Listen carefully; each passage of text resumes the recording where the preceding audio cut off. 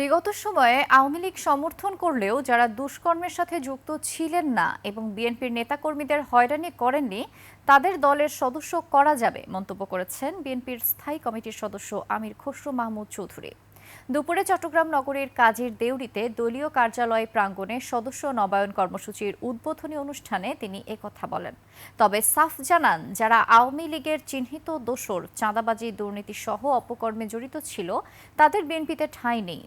আমির খসরু মাহমুদ চৌধুরী বলেন, সদস্য করার সময় খেয়াল রাখতে হবে সামাজিকভাবে অগ্রহণযোগ্য চাঁদাবাজ, সন্ত্রাসী ও দুর্নীতিবাজ ব্যক্তিকে দলে নেওয়া যাবে না।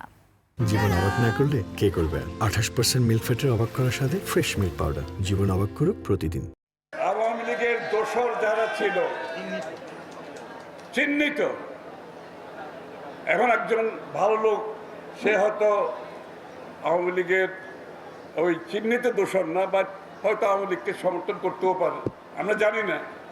সে কাকে ভোট দিছে আমরা জানি না, কিন্তু সমাজে গ্রহণযোগ্য ব্যক্তি, সমাজে কোনোদিন রাজনৈতিকভাবে অস্থিরতা সৃষ্টি করে নাই, বিএনপির কার্যক্রমকে প্রতিহত করার চেষ্টা করে নাই, বাধাগ্রস্ত করতে চেষ্টা করে নাই, বিএনপির নেতা কর্মীদেরকে হয়রানির শিকার করে নাই,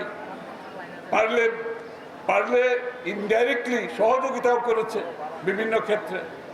তাদের তো হতে কোনো বাধা নেই।